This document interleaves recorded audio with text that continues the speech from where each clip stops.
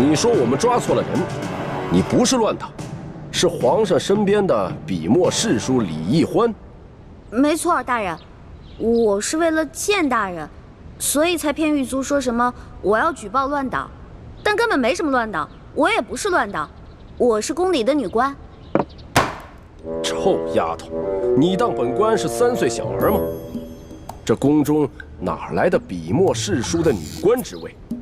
我本来是宫里的答应，笔墨侍书一职是皇上特意为我设置的。皇上特意为你设置了职位？嗯，这么说，你很受皇上的宠爱了？那为何皇上不直接封你做娘娘，而先封你做答应，再封你做女官呢？依大清的律例，这宫中的女官是不可能独自出京的，而你却为何会女扮男装，坐着乱党的牛车进京？那车夫，本官已经审问明白了，他此次进京的目的，就是为了纠结一帮同党，行刺朝中的要员。不是，误会了。我这1个多月前跟皇上去山西微服私访，结果这途中遇到了歹徒抢劫，我跟皇上就走散了。你们听听，难怪这臭丫头敢加入乱党，原来是一个无知无畏的疯丫头。皇上怎么可能去山西微服私访？这1个月来，皇上的确罢了朝，但皇上天天都在宫中与太皇太后潜心礼佛，为大清祈福，缓解旱灾。你这谎撒的也太匪夷所思了吧？也不是，这皇上是怕自己泄露了行踪，才托辞说什么罢朝礼佛的。你要不信的话，你可以去问皇上呀。你以为本官和你一样疯了吗？敢拿这么可笑的话去问皇上？再说了，你以为皇上是想见就能见的？这1年之中，本官也不过是在上朝之时，远远的瞧上皇上一眼罢了。可我说的都是真的呀！够了，本官可没工夫听你在这慢慢的编故事讲笑话。快说，你究竟姓甚名谁，家住何处？为什么要加入乱党？在这京城之中，还有哪些人是你的同伙？我叫李义欢，但我真的不是乱党。要不然你去问问那个索额图索大人，他知道。索大人可是皇上跟前的第1红人，本官岂会为了你一个疯丫头去找索大人讨骂？那你去问问那个太医院的李建清李太医，他是我哥哥。你这故事越编越离奇了，感情满朝的要员和你都是非亲即故，越是如此信口雌黄，东拉西扯，本官就越相信你就是图谋不轨的乱党。来啊，把他押入刑房，本官要亲自审审他。大人，冤枉啊！我真的不是。不招，招不招？不招，不招，招不招？不招是吧？不招是吧？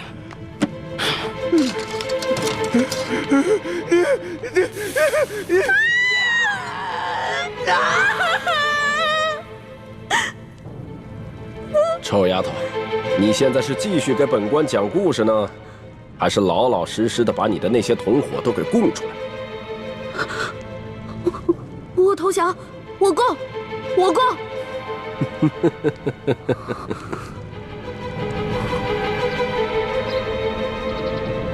本官看你和寻常女子不同，有些胆识，想来在乱党中的地位一定不低，你供出来的同伙一定很有价值。大人英明，虽然我同伙不多，但是他们的地位都很高，他们都潜伏在紫禁城里，伺机刺杀皇上。哦，这可是大案呐！你的同伙叫什么名字？我同伙，我只知道他有个代号叫龙三，我跟他有一套特殊的接头暗号。如果大人您需要的话，我可以引蛇出洞，将功赎罪。好，快说快说。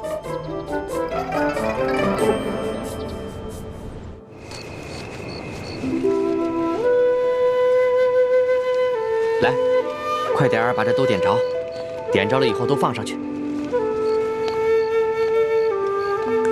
大人，这孔明灯啊，一转眼就升到空中去了。到了天上以后，就那么一点点儿，城外的人都看不清。史书姑娘哪那么巧就看见？皇上让你放你就放吧，啊！其实史书姑娘能不能看见孔明灯并不重要，只要皇上心里有个寄托就行了。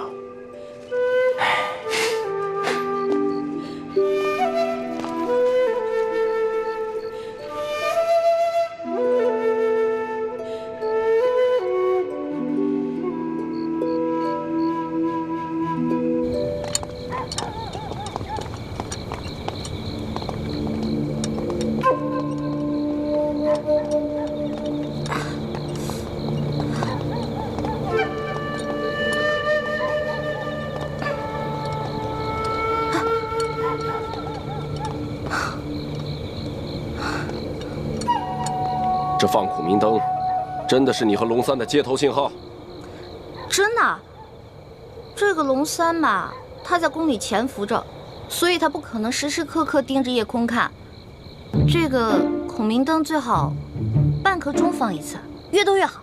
他只要看到了，肯定会来京城第1酒楼跟我会合的。好吧，本官就姑且信你一次。如果你敢骗我，大人，咱有话好好说，能别这样吗？我长得这么如花似玉的，我怎么敢骗你呢？我还不想让大人砍我脑袋呢，是吧？放。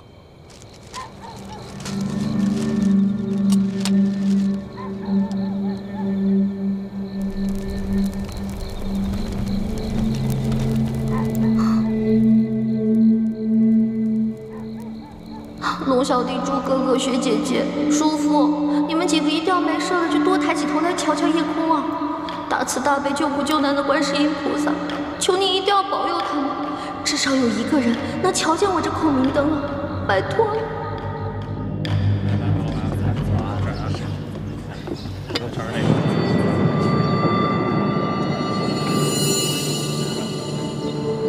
大人，我要的烤鸭怎么还没上啊？正在做，你别急。你的同伙龙三怎么还没有来啊？正在来，您别急。臭丫头，今天已经是第3天了。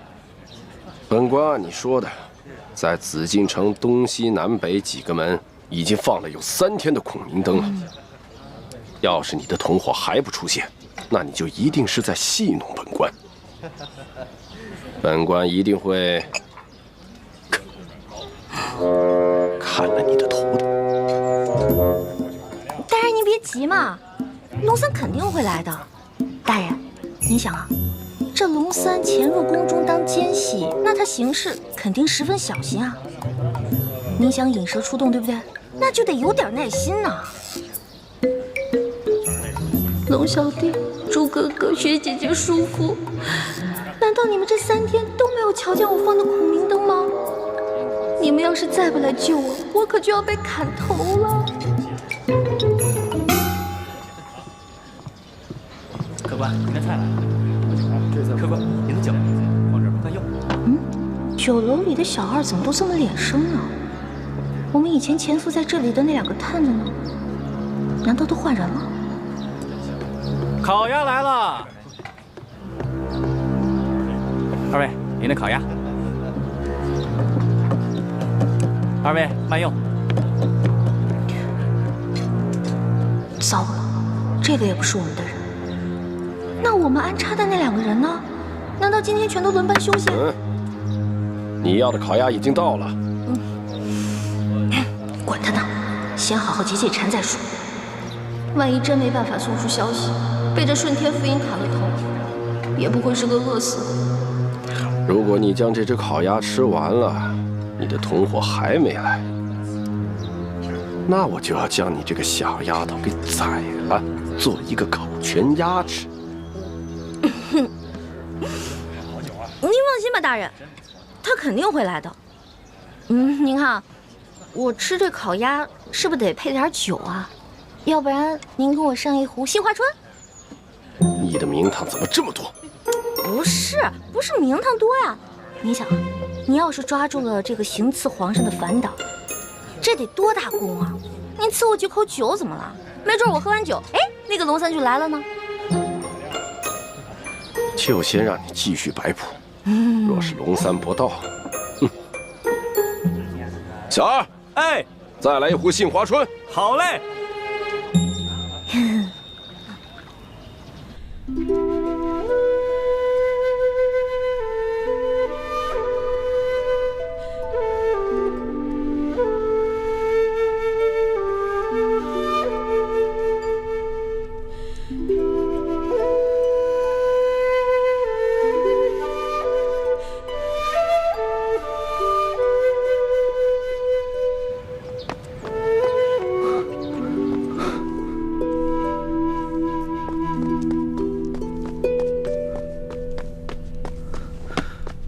微臣参见皇上，快免礼。谢皇上。怎么样，有易欢的消息了吗？易欢的脚受了伤，我派人带着皇上画的画像，在山西进京的必经之路上打听，所有的饭铺、酒楼、旅店、客栈都打听了，终于打听到，易欢一个人女扮男装，拄着拐杖，在往京城的方向赶路。最后一个见过易欢的人是京城西郊一家面铺的老板，他说他亲眼看到易欢上了一辆牛车，随着牛车往西城门的方向去了。那这么说的话，易欢应该是平安回京啊，可他为什么不回宫呢？我也不知道。按理说，这么远的路都平安回来了，这已经到京城了，应该不会出现什么意外。这眼一连3个晚上在御花园放了孔明灯，易欢要是看见的话，他一定会回来的。这只能说明易欢出事了。会不会是反清联盟的人把他给绑了？不可能。怎么不可能？这反党在朝中一定会有奸细。若是知道了易欢和朕的关系，那难保不会打易欢的主意啊！皇上，臣听说那些反党虽然处处跟朝廷作对，妄图恢复朱明王朝，但是却从来不敢绑架妇孺幼童的勾当。那要不是反党的话，那又会是谁呢？这吴三桂和刘德昭的爪子再长，也不会伸到天子脚底下来啊！再说了，易欢就算脚上有伤，那他也是有一些功夫的，寻常的地痞流氓根本就拿他没办法。到底落在了谁的手里？微臣也觉得此事有点蹊跷，眼下只能多安排人在四处打探了。你一定不能大张旗鼓，必须暗中查访，要不然的话，易欢就更危险了。微臣明白。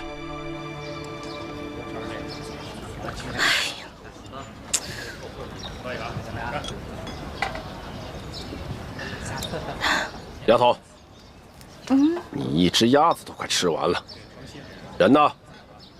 您别急啊，这不还有一个鸭头没吃完吗？您放心吧，在鸭头吃完之前，他肯定会来的。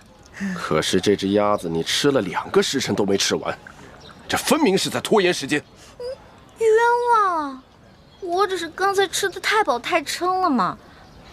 大人，您放心吧，我这个同伙啊，他没准现在因为宫里有什么事绊住了呢，现在正想机会溜出来呢，对不对？反正您放心吧，他肯定会来，已经等了2个时辰了，那也不怕再等会儿吧，是吧？好，本官就最后再信你一次，要是到了天黑，龙三还不到，本官可就没有耐心了。会来的，会来的，一定会来的。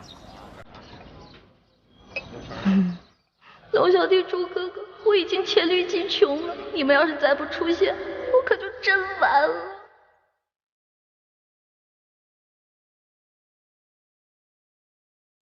臭丫头，这天已经黑了，龙三还没有来，这下你还有什么可说的？这不刚吃完一个鸭头吗？我估计还有1炷香的时间，龙三肯定就到了。够了，臭丫头，你好大的胆子，连本官也敢戏弄。没有啊，我怎么敢戏弄您呢？我真的有个同伙叫龙三，潜伏在宫中。大人，大人，那个车夫终于招了，根据他的招供，卑职把另几个潜伏在京城的乱党一网打尽。但那个车夫说，这个乘坐他牛车的小丫头只是顺路搭车，不是他的同党。哦，当真？卑职问过另外几个乱党，他们都说这个小丫头不是他们的人。你看，你看，原来你果然在戏弄本官。大人，明明一开始我就说我不是乱党嘛，您说的呀，要打要杀的，所以我才胡乱招供的。可你一开始也没说实话，而且还敢冒充皇上身边的女官，那不是被吓糊涂了吗？我只好胡乱编瞎话了呗。现在好了，既然事情已经查清楚了，那是不是可以放小女子走啦？多谢大人。站住！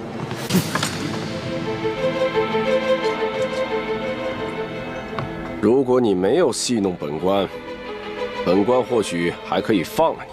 可现在嘛，就算你不是乱党，多半也是江湖骗子。来人，给我带走！明日连同那批乱党一起问斩。冤枉了！哎，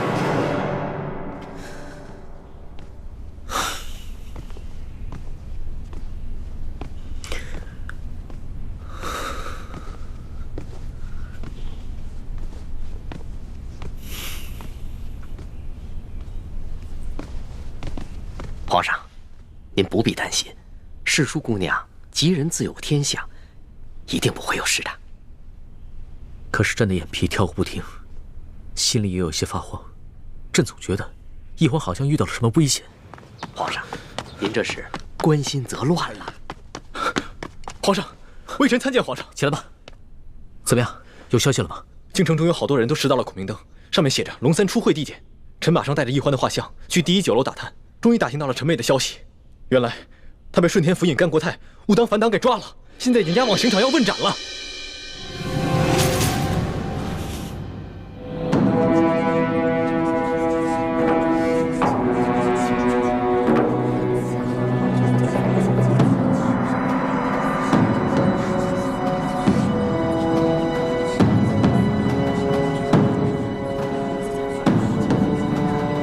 怎么又看懂了？都在楚军那儿。这么多人。是吗？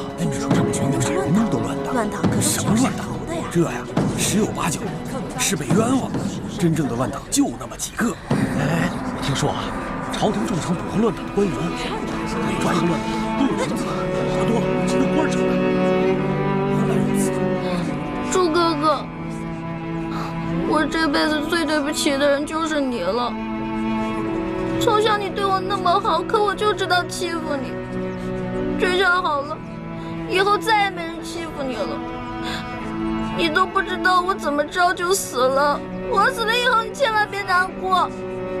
你找一个嫂子，好好对她，我会在阴间祝福你们的。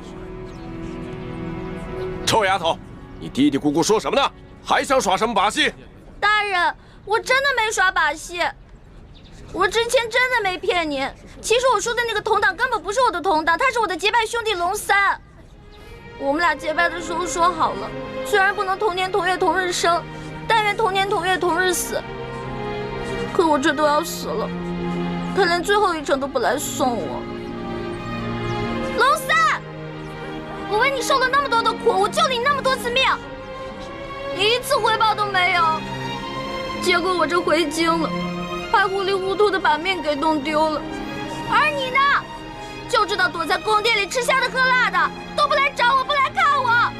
龙三，我诅咒你，以后喝水塞牙，走路摔跤，除非你还清你欠我的所有利息为止。从现在开始，我李一欢跟你断绝结拜关系，以后我们再也不是兄弟了。好了，5时3刻已到，行刑！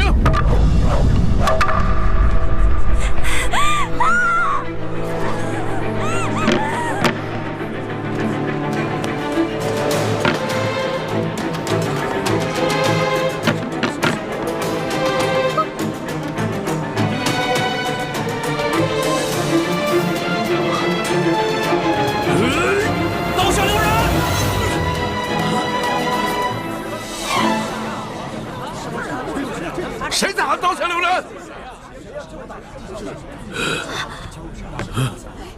龙小弟，老大，真的是你吗？我没在做梦吧？我早就来了。你早就来了。大人，我说的铜打就是他。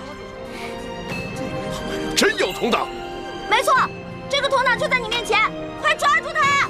来啊，把这几个闹法场的给我绑了！大胆！我看你们谁敢动手！甘国泰，你这条疯狗，你老养昏花了啊！连我索额图都不认识了。索大人，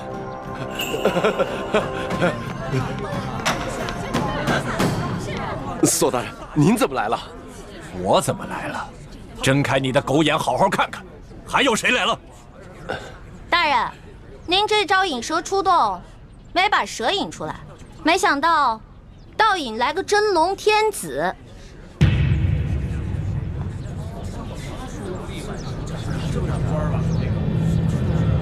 跪下！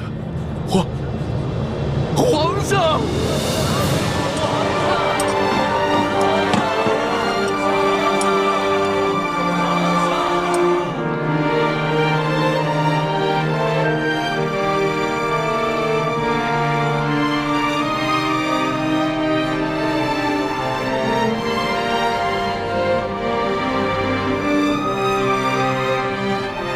各位臣民，各位百姓，朕接到密奏说，顺天府尹甘国泰贪赃枉法，为求加官进爵，竟大肆抓捕良民，冒充反党，滥杀无辜。朕现在就下旨，对所有在押的乱党全部重新审理，无罪者当场释放；对过往同类案件也全部重新审查，如系冤案，全部平反，并由朝廷进行抚恤。皇上圣明！皇上圣明！皇上圣明！皇上圣明！今天虽然救下欢梅，还有其他几个联盟的兄弟，却又让康熙收获了民心。顺天府尹甘国泰贪赃枉法，草菅人命，证据俱在。来人啊，摘取他的顶戴花翎，移交刑部审理。这皇上饶命啊！微臣知道错了，皇上饶命啊！走，微臣知道错了，皇上饶命啊！欢梅，哥，让朕来。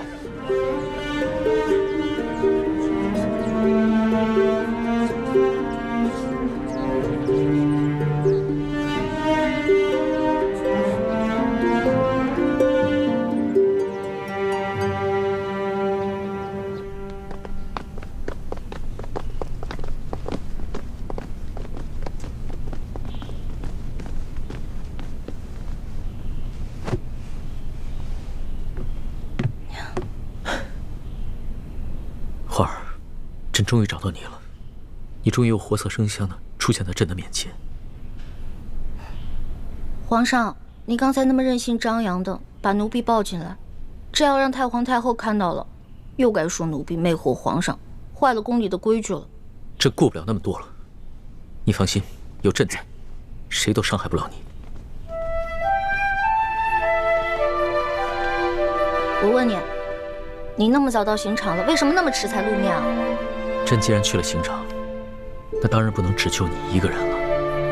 朕还要体察一下民情，去看看这个顺天府尹甘国泰到底做了一些什么。但是朕在暗中布置了众多的大内高手，会保护好你和死囚的性命。对了，你居然在刑场上公然诅咒朕，还说要跟朕断绝结拜关系。那还不是你啊！谁让你不敢来救我的？我连着放了3晚的孔明灯，你都没看见吗？朕也连着放了3晚的孔明灯啊，差点就这么错过了。其实我嘴上骂你，说要跟你断绝关系，那也是为了你好啊。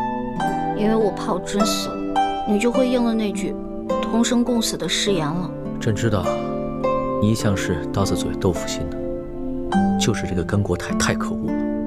你好不容易从刘德昭的手上逃脱，又被这些贪官污吏给抓起来。你放心，朕一定会一个一个的办了他，替你出了这口气。你不光要替我一个人出气，我只希望你可以记得在微服私访的时候你对我的承诺，整顿吏治，让全天下的老百姓过上好日子。你放心吧，朕不会忘记的。但是朕现在不想谈故事，你等着。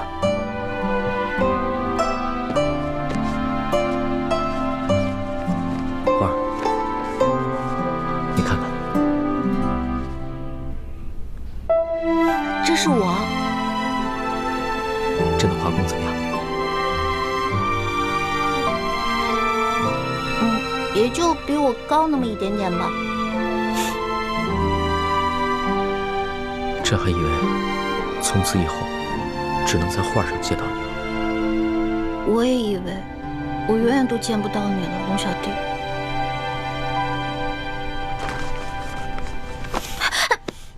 你干什么呀？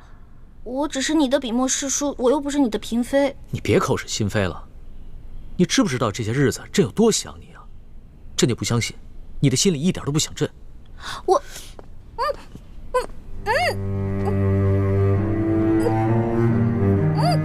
放开我！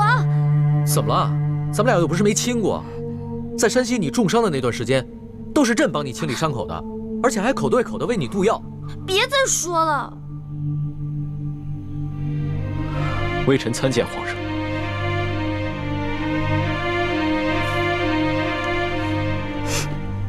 进来吧。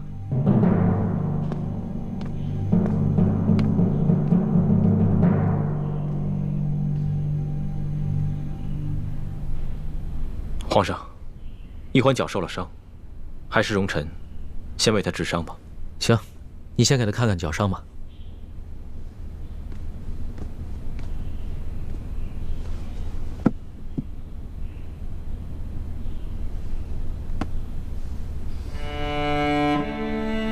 怎么样？这伤要紧吗？伤得很严重，必须剜掉坏死的腐肉，才能治伤。啊，那不疼死了！早知道受这份罪，我还不如让那顺天府尹把我宰了算了。你胡说什么呢？你当时在山西救朕的时候，那股不惧生死、不畏一切的英雄气概去哪儿了？我根本不想当什么英雄，我只是不忍心看你死而已。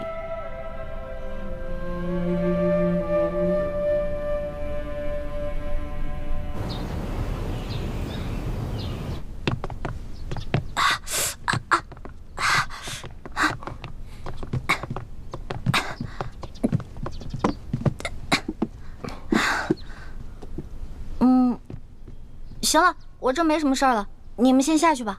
是。朱哥哥，朱哥哥，我们节后重逢，你为何看上去那么不开心啊？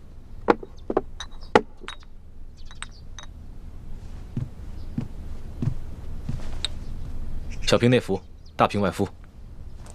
我是欠了你钱了，还是偷了你的米了？这脸臭的跟死鱼烂虾似的。世淑姑娘好生歇着吧，下官告退了。哎呀，怎么了？脚疼。活该，谁让你逞能？真的特别疼。你是脚疼，我是心疼。真正心疼你那个人，是我。朱哥哥，你看，你没事说这些话干嘛呀？哎，说好了，刚才我一个劲儿的跟你说话，是你不理我的。你知不知道这段时间我有多着急，像疯了一样到处找你？可你呢，居然愿意为了康熙这个狗皇帝，舍弃自己的性命。你知道我心里多难过吗？因为他是我的龙小弟，我们是结拜兄弟，他有难我肯定要去帮的。如果他换作是你，我也一定会不惜性命去救你的。原来，在你心里，他已经跟我一样重要了。你自然是要比他重要一些的。如果有一天我们兵戎相见，你会帮谁？我自然还是会帮你的，朱哥哥。也不知道你现在说的话还有多少是真的，但就算你说的是假的，只要你还愿意撒谎哄我开心，我也把它当成是真的。环美，你记住了，不许再为康熙以身涉险了，因为他如果没有你，他还可以继续做他的大清皇帝，还有他的3宫6院72妃。而如果我没有你，我真的是生不如死了。朱哥哥，你没有了我，你还有光复大明的大业啊！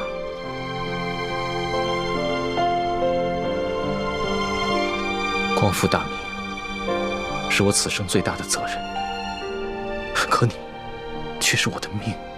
如果没有你，那我做什么都没有意义了。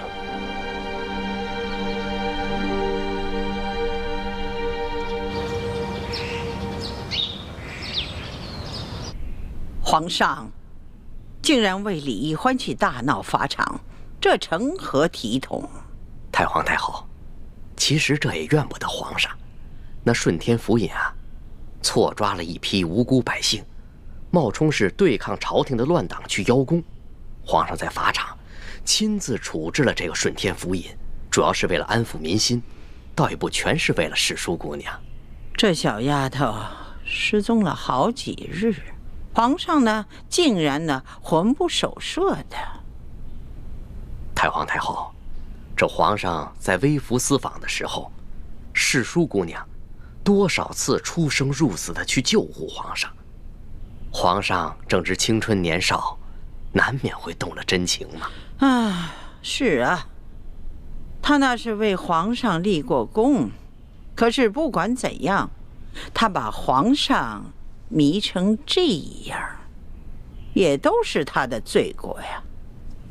山西本富庶之地，然朕亲见民生疾苦，而地方官各自为政，巧立名目收受税银。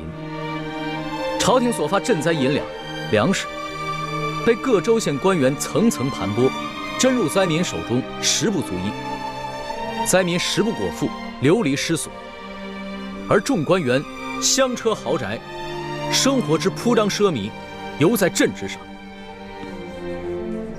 朕着令，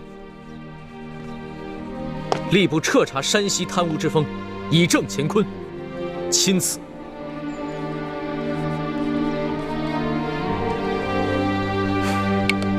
好了，龙小弟，写完了。你来看看，怎么样？老大，看来你在我这个小弟的调教之下，这个字儿啊大有长进。只是没想到你身为女子，居然写的字儿能有几分朕的风范。主要啊，还是你的这封诏书内容写得好，这听得我呀是痛快淋漓的。以前小的时候，在我们老家，每一次闹饥荒，饿死很多人，当时看着吧，就觉得特别惨。那个时候，你一定在心里把朕骂了几百遍吧？那当然了，这老百姓饿肚子，肯定都是你这个皇上的官儿没当好啊。皇上呀，可不是个官儿。皇上怎么不是官了？虽说这贪污赈灾银两的是山西的地方官，可是呢，你这个皇上可是最大的官儿，这都是因为你的失职导致的。这番话要是在朝堂之上任何一个人说了，朕都不会轻饶的。可现在不是在朝堂啊，而且我也不是别人啊。那你说，你是朕的什么人？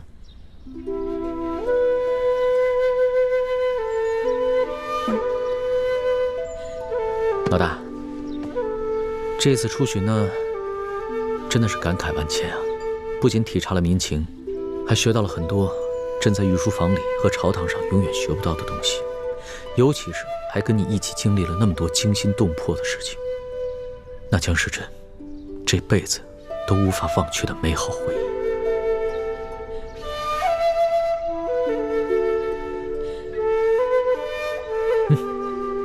你看看这个，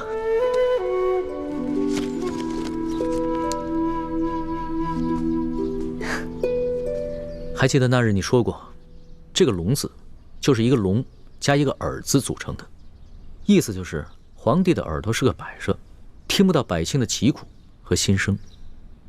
朕听了那番话以后，心里很是震撼，所以回了宫以后，就立马在这个扇面上提了这个字儿，以随时警醒自己，不能做一个耳朵是摆设的龙皇帝。你明知道我就是随便一说，你干嘛这么听我的呀？环儿，等朕办完了山西贪污之事，朕就好好的办你我之间的事情。你我之间有什么事儿？难道你真的想一辈子只做个笔墨侍书，然后等到你那未婚夫回来，出去跟他成亲啊？你虽然是寻常女子，朕不能立你为后，但是在这后宫佳丽3000之中，无人能及你在朕心中的地位，所以朕要给你抬个旗级，纳你入后宫。不行，这事儿我不同意。朕记得你之前说过，皇帝是这个世上最不值得女人爱的男人。可是，在山西的那间草房中，你不是已经改变了对朕的看法吗？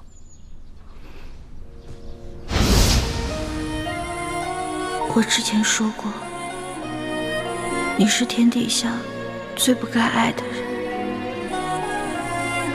可是现在我收回这句话，你真的很好。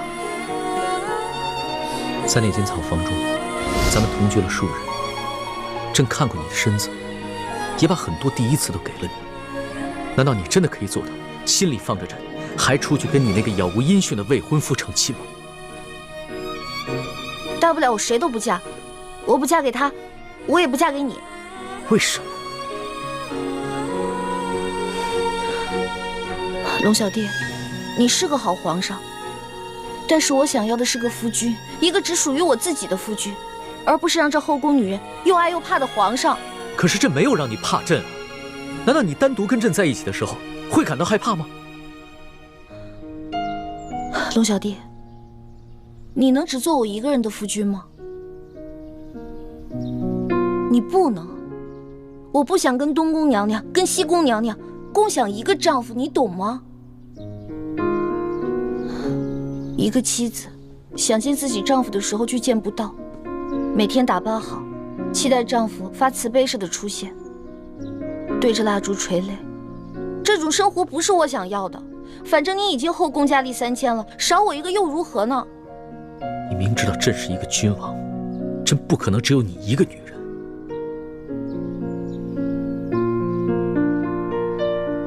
罢了，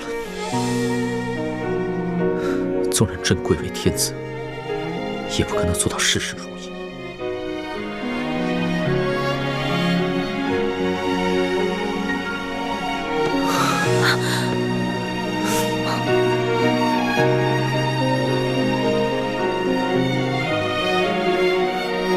朕只有珍惜有你陪伴的每一刻了。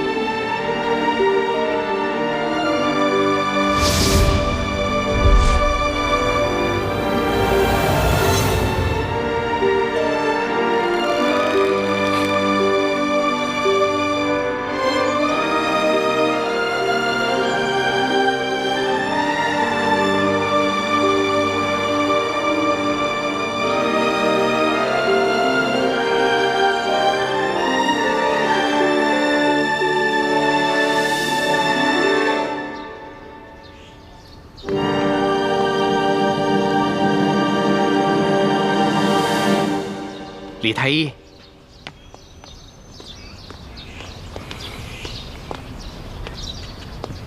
公公有什么吩咐吗？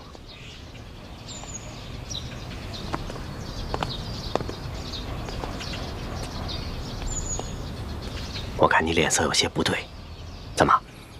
是不是看到皇上宠爱奕欢，你心里不好受啊？这不正是你们想要的吗？你们不就是想骗取皇上的信任跟恩宠吗？这不是我想要的。易欢年少单纯，对感情的事情非常懵懂。我担心的。你把易欢拉进宫里来，目的就是想骗取皇上的信任跟恩宠。可是没想到，皇上对易欢动了真心，所以你的心里不是滋味。是我大意了，没想到事情会发展成这个样子。唉，看到你们把事情搞成现在这个局面，我也很是不安呐，但我又无可奈何。我知道你跟你爹一直想要光复大明，我劝不了你，可是你们这样做真的很危险，就连我这条老命，恐怕到最后都得给搭上。我劝你赶紧把易欢从紫禁城给撤走吧，我年纪大了，受不了惊吓啦。什么？你和易欢要撤出宫去？康熙跟易欢的情形，你一直看在眼里。我不能把易欢留在宫里了。我明白你心里的痛苦，那你们就先撤走吧。这寻找铜匣和查出明珠谷内奸的任务，就交给我吧。眼下宫里的局势如此复杂，把你一个人留在宫里，太危险了。有你这份担心就足够了。你放心吧，我会保护好自己的。对不起，倾城，我是不是太自私了？大师兄，你别这么说。如果任由小师妹留在宫里和康熙继续发展的话，对你来说就是一种折磨。对易欢和我们著名联盟来说，也未必是一件好事。趁他现在对康熙的心思才刚刚开始，赶紧把他撤走吧。谢谢你，倾城。只有你，无论在什么时候，都会为我着想。但是，我却无以为报。大师兄，你的平安和幸福，就是对我最大的回报。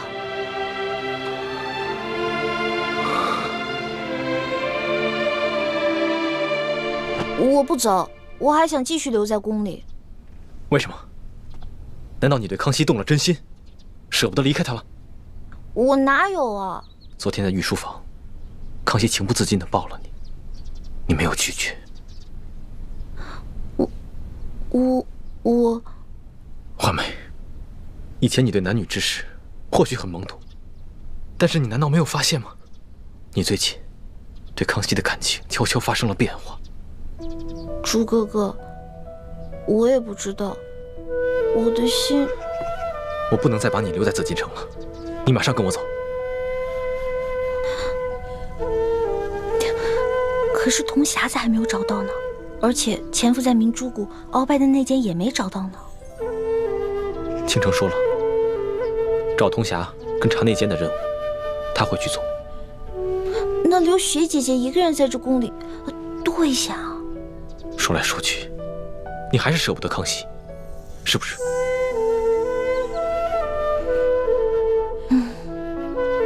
这里就像一个大金笼子，我不可能在这待一辈子的，早晚都会撤的。但是走之前能不能再给我一段时间啊？龙小弟说了，那个刘德昭已经奉旨进京了，难道你不想看一看他就地伏法、大快人心的下场吗？再说了，咱们做这个决定是不是得跟我爹汇报一下呀？问问他的意见。没准在这段时间里，铜匣子也找到了，内奸也找到了，到时候咱们可以跟雪姐姐一起撤了。现在留雪姐姐一个人在这儿，多不道义啊，对吧？虽然我知道这些理由不过是你找的借口，但我还是不忍心拒绝你。环梅，那你答应我，等刘德昭伏法以后，马上跟我走。我就知道朱哥哥对我最好了。你呀，就知道欺负我心软，不许再跟康熙那么近了。他要是再对你动手动脚，你得巧妙地回绝他，不能让他再占你的便宜。我知道了。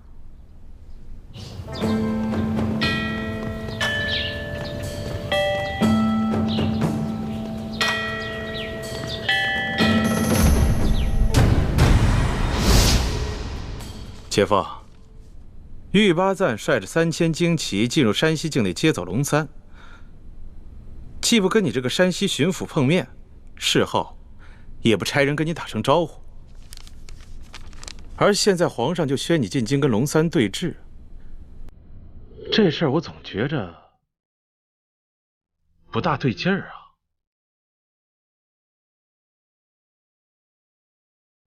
其实我的心中也甚是不安呐。我原本以为这个龙三只是哪个偏远地区的小官吏而已，在朝廷中毫无背景，只因是擅长曲中卖直，所以才被皇上破格任命为钦差大臣。所以他完全不懂这官场的规矩，憋足了劲想要踩着我上位而已。如若如此，我完全有把握将其斗倒。但是我实在没有想到啊，他居然跟这个玉八赞有如此深厚的交情。嘿，玉八赞是皇族子弟，手中又统领着朝廷最精锐的骑兵，可是他为了一己私交，不奉旨就擅自带兵进入山西境内。就这事儿，咱们能不能揍他一本？秋官啊，此事我们是假。为什么呀？啊，皇家子弟手握重兵，跟朝中大臣勾结，这是皇上的大忌啊！你懂些什么？这个龙三回京之后，必定在皇上面前举报我诸多的罪状。到现在为止，皇上没有下旨捉拿于我，只是让我奉旨回京与那龙三对峙。这说明了什么？这就说明了我抢先在龙三之前呈给皇上弹劾龙三的折子起了关键性的作用。秋官啊，在这个微妙的时刻，我们只需要集中我们所有的精力和力量对付龙三一个人，以免树敌太多呀。你说的也有道理。那咱们怀疑丽嫔是一江湖女子假冒之事，如何处置？哎呀，此事太过匪夷所思啊！这个丽嫔跟舒婉欣两个人居然长得是一模一样，到现在为止，我们也没有找到真正的舒婉欣。那我们又如何能证明这个丽嫔娘娘她是假冒的？那舒婉欣早跟那个孟祥和私奔去了，我正查探。现在时间已经来不及了，我先奉旨进京。丽嫔娘娘的事情暂时先不提了。秋哥啊，待我找到真正的舒婉欣之后，你即刻进京来见我。那个时候，我们就有翻盘的机会了。姐夫，江湖上我大把的人都撒出去了，你说他跑得了吗？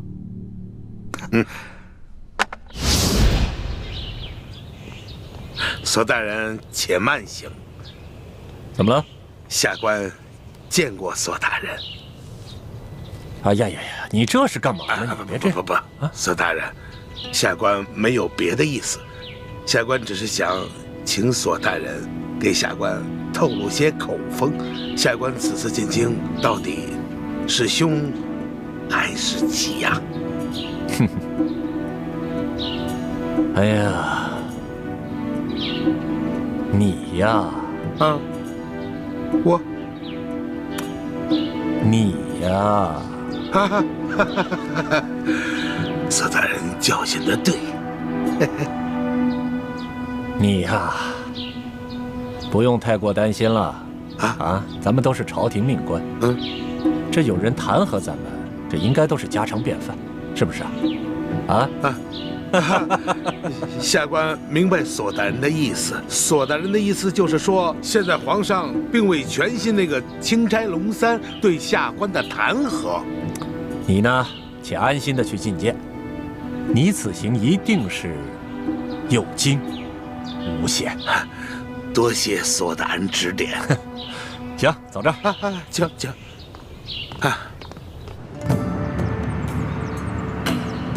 皇上，山西巡抚刘德昭觐见。宣刘德昭。这，刘德昭，皇上宣你觐见，请吧。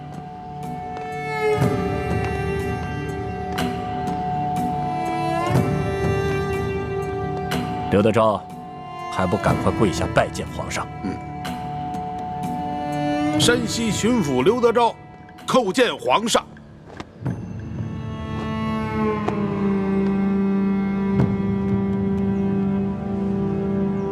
吾皇万岁万岁万万岁！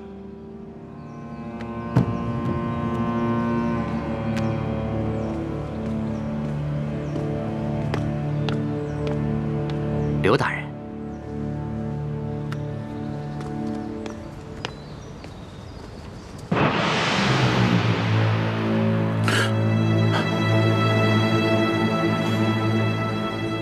皇上，这些都是龙三弹劾臣的罪状，都是他无中生有所罗织的罪名，无中生有啊！刘德昭，钦差大人与你无冤无仇，为何要无中生有罗织罪名来诬告你？回皇上的话，这龙三向臣索贿不成，所以怀恨在心。他暗中勾结牛角寨上的悍匪，盗抢我府库的官银，还有这龙三，他私刻玉玺，伪造密旨，干涉我山西地方政务。皇上，这一桩桩一件件，臣据查实。皇上，请皇上明察。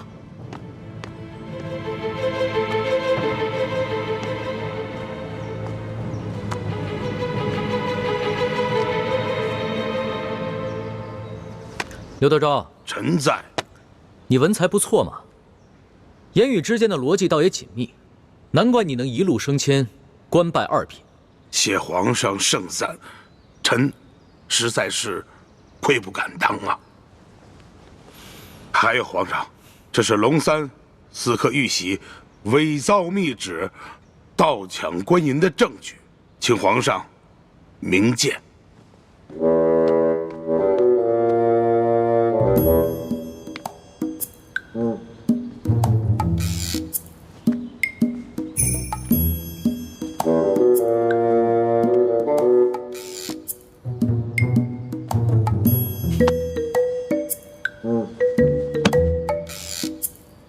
没错，这个玉玺和密旨都是假的。皇上，除了这些物证以外，臣还有人证。此人证乃是山西总兵书监大人府上的管家，他可以作证。这龙三在借住书府期间，曾经率领手下乔装改扮，勾结山匪盗抢官府库银。如果皇上想亲自预审此案的话，可召此人进宫质询，此案可立百于天下。不必了，这儿有3个人证，个个都比你那个书府的管家重要。他们每一个都能证明这龙三假传圣旨，伪造玉玺，乔装改扮盗抢官银，甚至还谋害朝廷命官，杀了你手下一员姓杨的参将。吾皇圣明啊！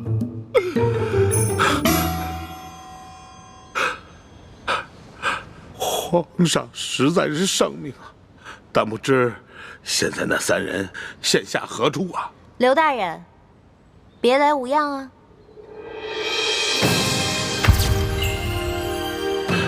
皇上，此女子乃是龙三的贴身丫鬟呀。刘德昭，我也是证人之一，你可还记得我？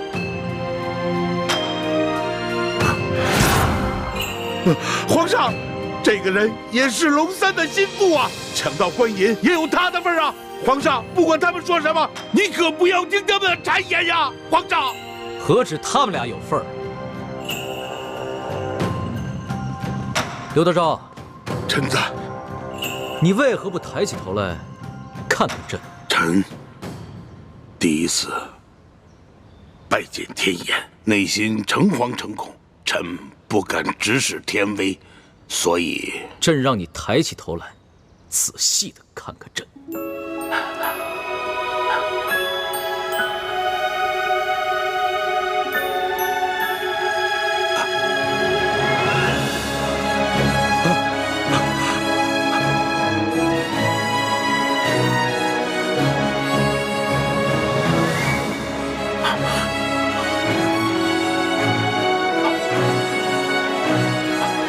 皇上，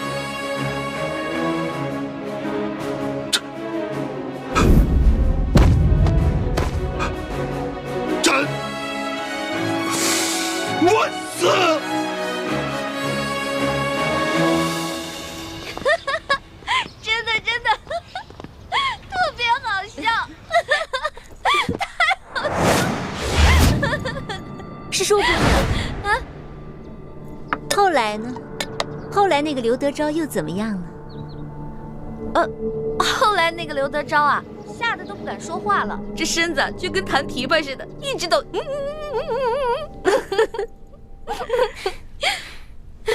还真是有趣。真可惜，我没能当场看看他的丑态。哎呀，你还好没到现场去看他那个丑态，你都不知道当时啊一股恶臭。结果你猜怎么着？吓得那厮尿裤子了！哎呦，臭的我呀！龙小弟赶紧叫人把他给拖走了。真是没想到，那个刘德昭当初在山西作威作福不可一世，原来这么脓包啊！可不嘛，你都不知道，被拖出去的时候，那厮吓得都不敢说话了，那眼睛是往上翻的，然后吐着白沫，就这样，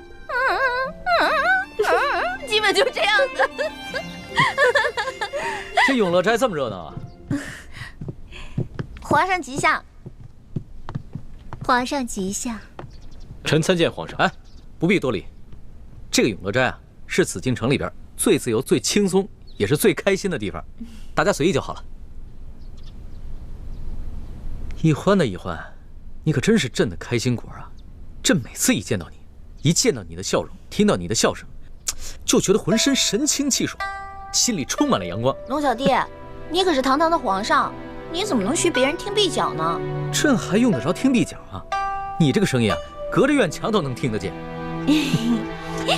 这么看来，你这脚是不疼了？脚是不疼了呀，不过走起路来还是会一瘸一拐的，特别不好看。哇，你也注意起走路的姿态了。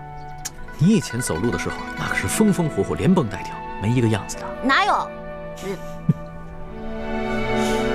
皇上，再过几日，便是臣王母的忌日了。臣想带着臣妹去京郊永福寺为王母祈福上香，还望皇上恩准。康熙已将刘德昭和顺天府尹甘国泰的案子交由刑部审理，此二人一定会被处以极刑，也算是大快人心了。欢妹，你现在可以跟我一块撤走了吧？我爹过2天回京城，要不然等我爹来了以后，咱们商量一下再决定。义父说过，明珠谷以外的一切行动交给我来决定。可是，怎么，你又变卦了？不是，我只是觉得，如果我们要撤出紫禁城，如果撤不好的话，康熙肯定会怀疑的，到时候侦查起来，雪姐姐怎么办啊？这个你不用担心，我已经安排好了。樊师妹和叶师弟已经随吴应琪的车队进京了，到时候我们借王母的忌日要到了，一起去京郊的永福寺为她上香祈福。然后我会安排一帮人，扮作是石青红的手下，将我们劫走。如此一来，我们既可以顺理成章的消失，还可以嫁祸给吴三桂，挑起他跟康熙的矛盾。哦，好吧。好，朕准了。到时候啊，朕让礼部的人准备一下，在永福寺给令堂做一场追典。多谢皇上，臣母能享此哀荣，是臣兄妹天大的荣光。你先别急着谢朕，朕还有一项很重要的差事要交给你去办，不知你是否愿意？臣愿听凭皇上差遣。这个刘德昭和顺天府尹甘国泰的案子虽已交由刑部审理了，但是朕明白，这朝中的大小官员中，不知还有多少刘德昭和甘国泰。朕想让你和索额图做钦差，组织一帮有能力的官吏，暗中清查其他官员，看是否还有人故意制造冤假错案，冒领功勋，以此作为整顿吏治的开端。皇上，这恐怕……怎么，你不肯？你要是有什么顾虑，就尽管说出来，朕替你解决。微臣不敢，只是臣乃小小的太医，恐难当此大任。这个整顿吏治啊，必定会得罪一大批官员，尤其是那些享有特权的八旗权贵，这是一件吃力不讨好的差事。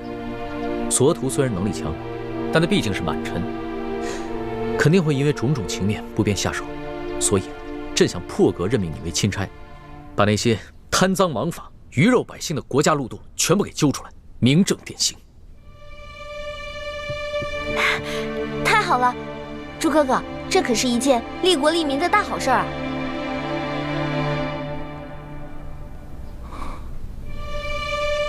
李爱卿，朕思前想后，这满朝文武，只有你最能堪此重任。第一，你没有盘根错节的裙带关系，背景干净；第二，你文武双全，办事能力强，而且还不怕有人买凶暗杀你。第三，也是最重要的一点，你不贪图荣华富贵，心中藏着天下百姓，肯为他们牺牲。锦清，你可愿意？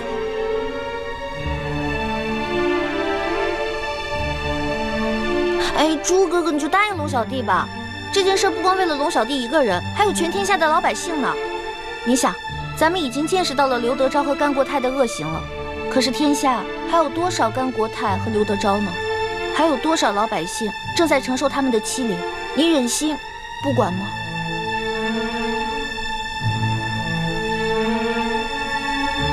微臣遵旨。太好了，我就知道朱哥哥不会让我失望的。大师兄，如此一来，你和小师妹要撤出紫禁城的计划，怕是要推迟了。这也是无可奈何之举。我不想让易欢失望，更不想错过这个为天下老百姓除害的机会。可你有没有想过，你帮康熙整顿吏治，肯定会面临极大的风险。就算你最后千辛万苦做成了，也是替康熙做嫁衣。到头来，老百姓感激的只会是康熙，不会是你。我想好了，我会借此机会，在清廷当中掀起一番大的波澜，挑起朝中各大权贵对康熙的不满。如此一来，老百姓既得了利，又能激起康熙跟群臣的内斗，引发他们的内乱。还是大师兄思虑周详。说实话，我心里也很纠结。如果我跟易欢撤走，只留下你一个人在这宫里，完成寻找铜匣跟查找内奸的任务，实在是太危险了。我们也太自私了。大师兄，我知道你心里装着我们每一个人，你希望把每一件事都做到完美，对得起我们所有人。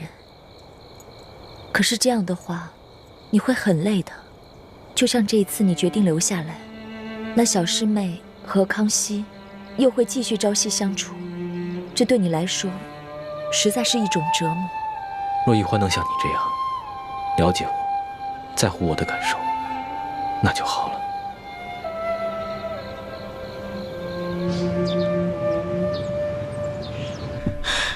皇祖母，皇上对这李氏兄妹是越来越好了，居然让礼部尚书以朝廷的名义在永福寺在他们的王母继承进行追祭，这可如何是好？哎呀，山雨欲来风满楼啊！皇上这是有所动作了。难道皇上是要将这李易欢纳入后宫了？那倒不是。皇上如此笼络李建清，是想李建清和索额图一同协助他整顿吏治。皇上这次微服私访之后，心境大变，言行激进的，哀家是担心他掌握不了分寸，动摇了朝纲啊。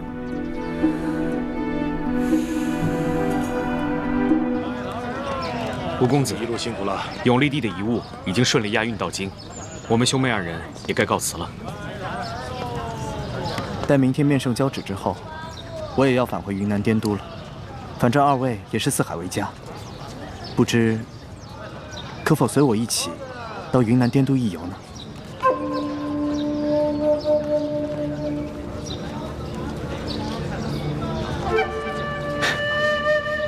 多谢吴公子盛情相邀。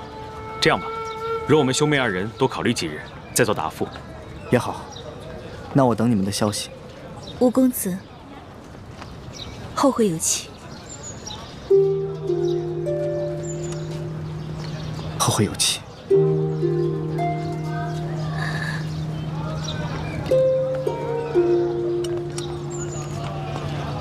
等一下，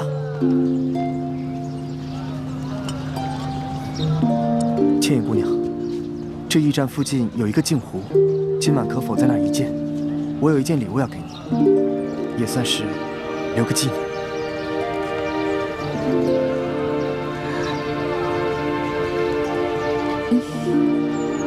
多谢叶兄。走吧。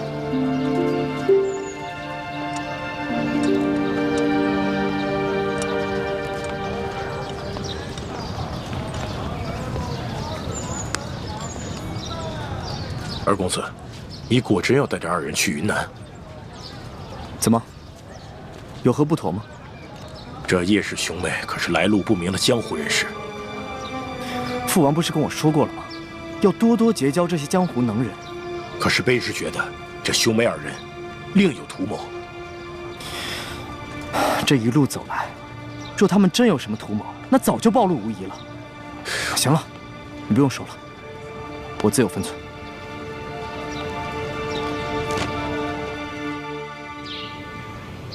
启禀皇上，微臣已将永历帝的遗物顺利押送进京，现来面圣交旨。凭什么？谢皇上。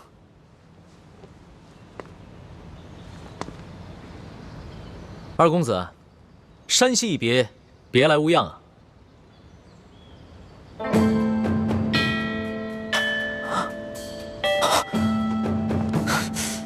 微臣眼拙，在山西居然没有识出龙颜，微臣罪该万死。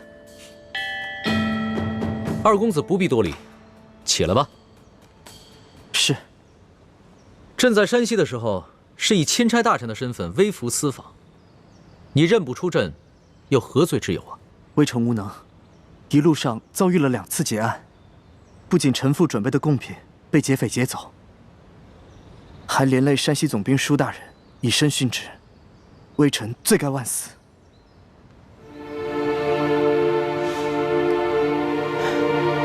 这山西劫案一事，朕已查明，是鳌拜的余党刘德昭所为，与你毫无关系。你一路护送永历帝的遗物进京，甚是辛苦。你和平西王对大清那是忠心耿耿，朕得好好的赏你。谢皇上恩典。起来说话吧。是。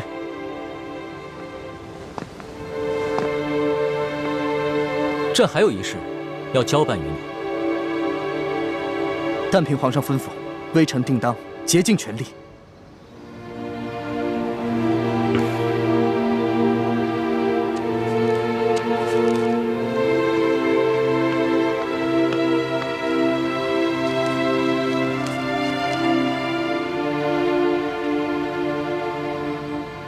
这单子上面的药材都是云南独有，有劳你回了云南之后尽快置办，用快马送至京城。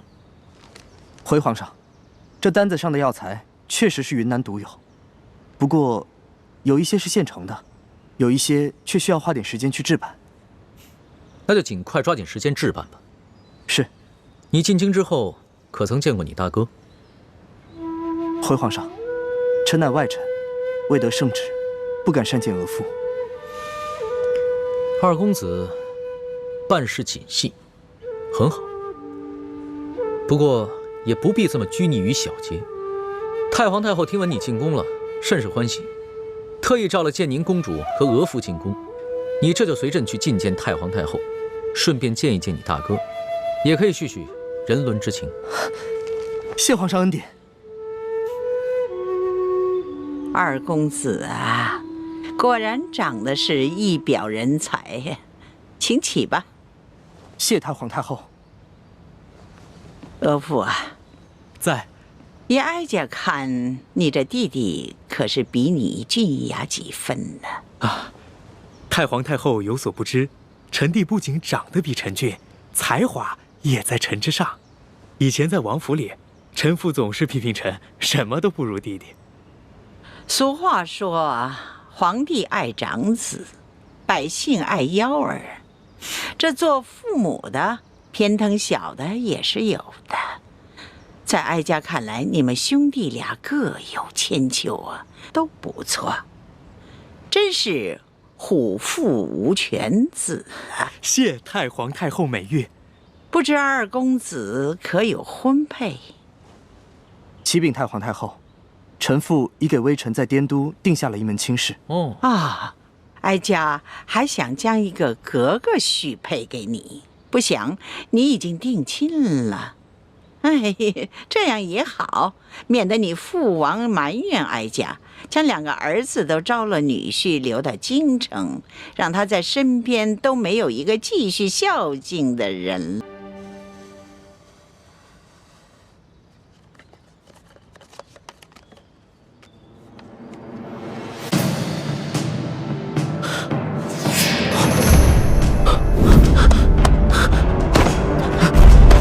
太皇太后和皇上明鉴，这些奏折都是对微臣父王的构陷。太皇太后和朕之所以要把这些折子送给平西王，就是为了告诉他，这朝野之上啊，有许多大臣都弹劾他心怀不轨，有谋反之心。但是朕和太皇太后的心里啊，都是绝对的相信他的。多谢太皇太后和皇上的信任，微臣定当誓死效忠大清。好了，都是自家人，何必这么生分？起来吧。建宁，还不赶紧把额驸扶起来？来，起来吧，二公子。你回到云南后，待哀家问候你父王好。另外，哀家给你母亲侧王妃准备了一点心意，顺便带回去。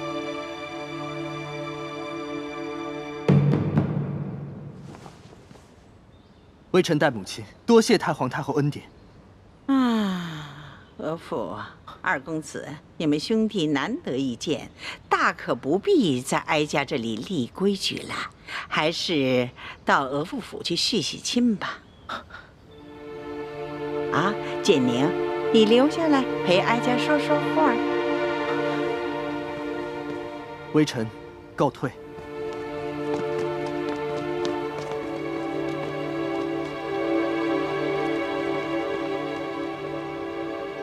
皇额娘，哎，当初先帝要把你嫁给吴应熊，哀家本来是不同意的，但是谁叫你是爱新觉罗氏的子孙呢？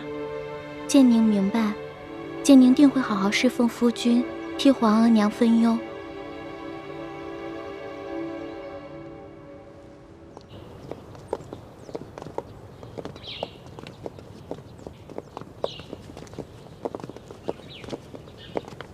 怎么了？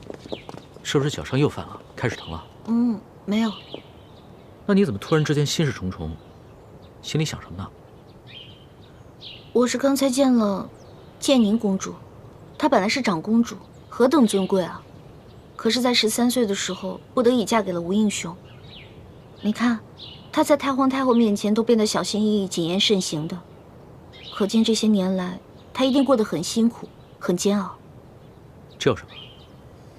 身为皇家子弟，又有哪个人过得不辛苦呢？你想想朕，也是13虚岁就已经大婚了，这些年在宫里，哪一天不是谨言慎行的？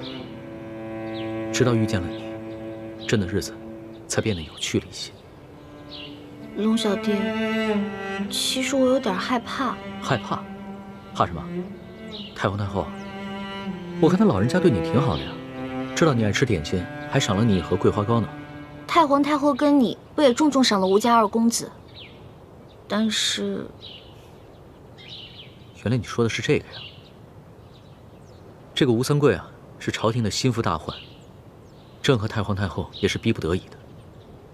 你又不牵扯政事，也不必别人家头疼，你就跟着犯晕呢。龙小弟，我有一种感觉，平时没人的时候，你在我面前就是我的龙小弟。我觉得我离你特别近，我们很亲近，但是一旦有别人在，你就是皇上，那个时候我就会觉得我们2个之间的距离其实好远好远的。其实你说的这种感受，朕明白，但是朕没有办法。身为皇帝，就是不能和任何人太亲近，不能让别人把自己看得太清楚。否则的话，只会被臣子拿捏得死死的。你已经是这个世上离朕最近、把朕看得最清楚的人。那会不会有一天，太皇太后或者是你，因为这个砍了我的脑袋呢？你这个小脑瓜子，天天想什么呢？老咒自己被砍头。放心吧，朕是和你拜过把子的，说好了要同甘共苦，生死与共的。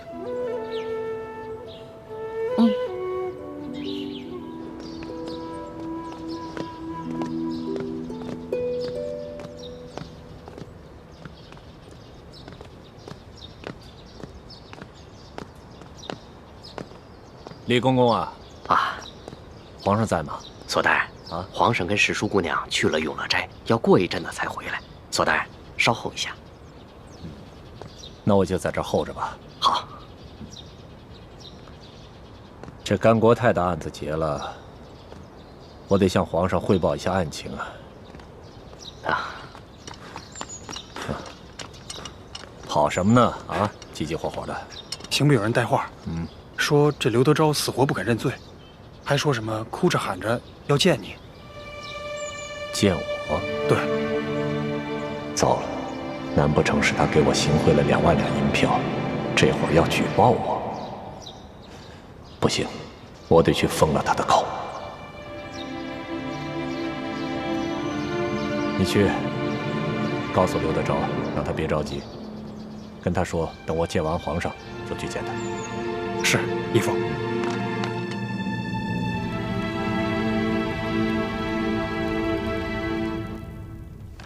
刘德昭，快起来！索大人到了。大人请。刘德昭，你到底还有什么事想见本官啊？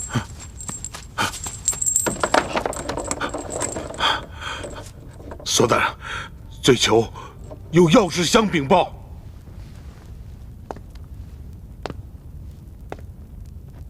你到底还有什么事啊？啊？索大人，罪囚知道，我这次犯的可是杀头之罪啊！可是我仍然想戴罪立功，想换取我那继室夫人秋敏，还有她腹中胎儿的2条性命啊！索大人，你呀，你想的挺美的，你还没想明白呀？自己犯多大的罪你没数啊？啊！索大人，刘德昭，你犯的是诛9族大罪。现在新上任的山西巡抚已经将你的继室裘敏，还有他的弟弟裘贵一干人等全部捉拿了，不日就会押解进京，跟你一起当街问斩。索大人，我知道，我知道，罪囚这次犯的那是逆天之罪呀！可是索大人，我所要举报的，那也是非同小可呀。是关于丽妃娘娘的一个秘密，对于皇后，还有索大人，乃至和盛里整个家族。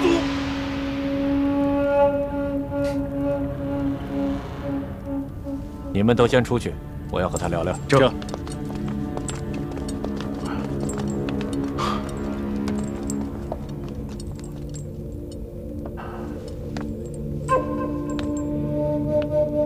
刘德昭，你想好了？若你举报之事确有价值，那本官可以保证，把你夫人裘敏和她腹中的胎儿保下来。这大人呐，我会啊！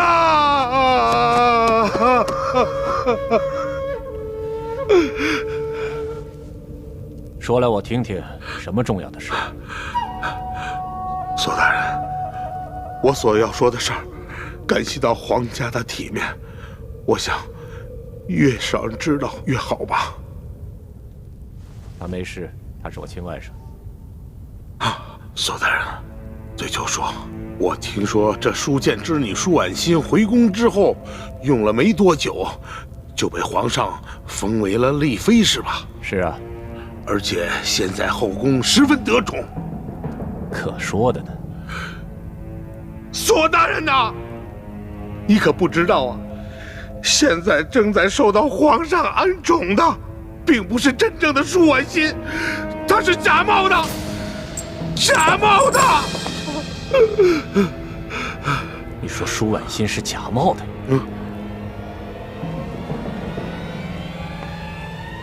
这个丽妃娘娘是个假丽妃。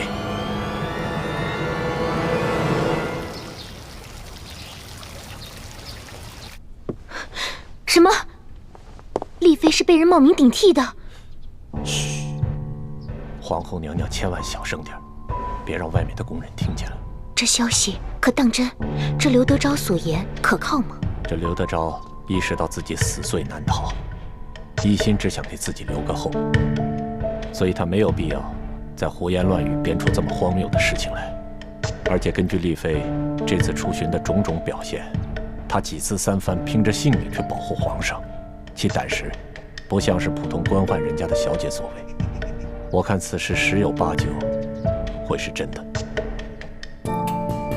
而且再往深里去想，这假冒丽妃的人，说不定和李氏兄妹他们都是同一伙人。那这刘德昭手里可有证据？没有，就是因为他手里没有证据，所以他才不敢声张，只是拼着命的想要见我，想私下里和我做个交易。那依三叔所见，我们现在该如何应对？要不要去告诉皇上？万万不可！现在皇上对丽妃宠爱有加，而且此事又关系到皇家的脸面，我们一定要把真凭实据拿到手里，再一举扳倒李氏兄妹，还有这个假扮丽妃的人，不然大蛇不成，反要遭蛇咬啊！那三叔的意思是？现在唯一的铁证就是活着的舒婉心。我会悄悄地派人去趟山西，通知山西新巡抚，让他设法悄悄放掉裘贵和裘敏姐弟俩。我们让裘贵替我们找到真正的舒婉心。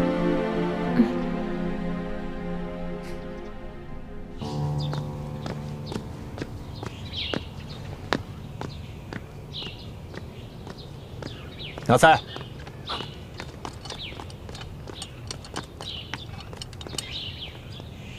安排一个可靠的人，把这封信交给裘贵，告诉他，只要他能找到真正的舒婉心，便可以戴罪立功。不仅他和他姐姐的命可以保住，就连刘德昭都可以罪减一等，保住性命。您放心，这事儿就包在我身上。去吧。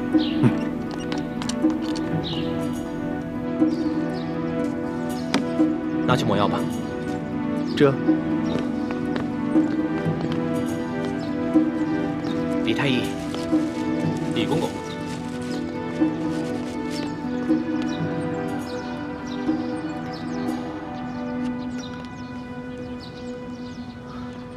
叔父的意思是，纳赛和索额图又在想办法暗算我和易欢。索额图昨天在御书房门前候着，准备向皇上汇报顺天府尹甘国泰一案。突然刑部派人来找他，说是刘德昭坚持要见索额图，说有重要的事情要汇报。索额图去了天牢以后，他就跟纳赛在旁边咬耳朵，估计没什么好事，搞不好跟你们兄妹有关。我知道了，多谢叔父提醒。你小心点。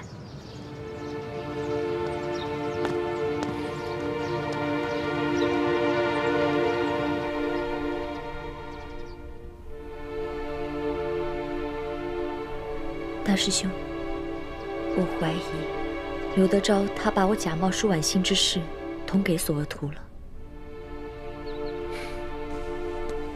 索额图早就怀疑我跟易欢另有图谋，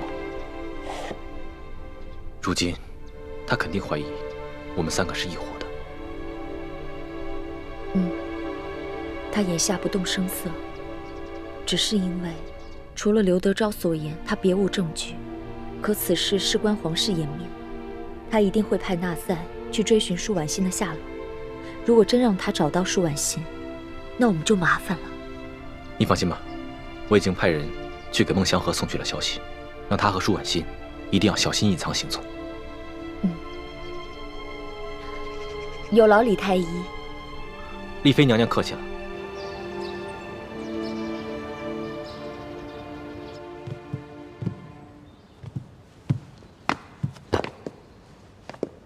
皇上，这些就是吴应奇从云南押送进京的永历帝遗物。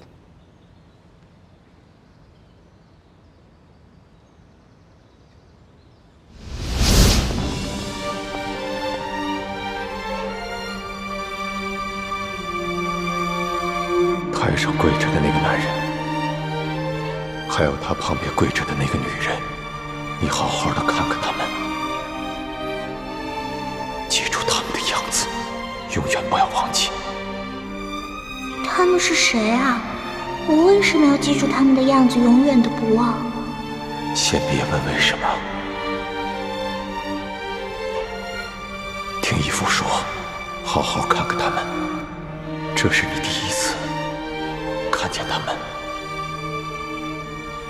也是最后一次看见他们。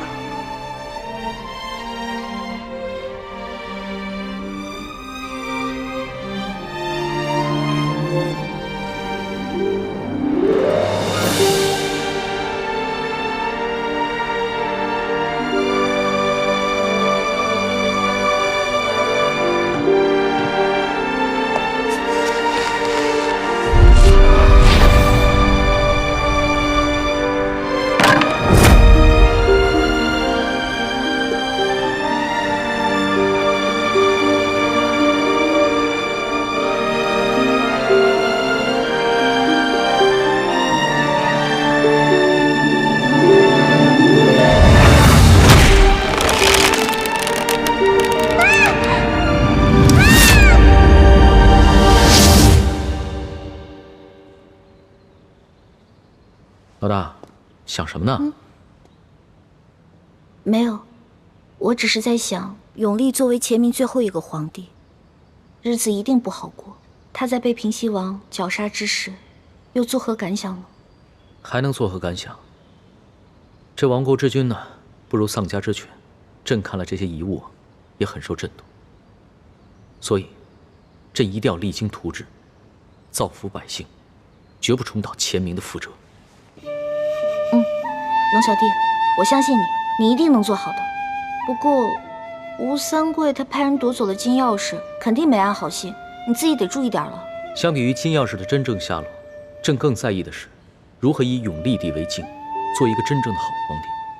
再说了，就算这金钥匙在吴三桂手上，朕也不惧，因为铜匣子在朕的手里，所以他就算凑齐了3把金钥匙，也是没用的。龙小弟，你还不知道你手里的铜匣子其实是假的，也不知道吴三桂抢回去的金钥匙也是假的。真的钥匙已经落在朱哥哥手里了，否则你恐怕会寝食难安的。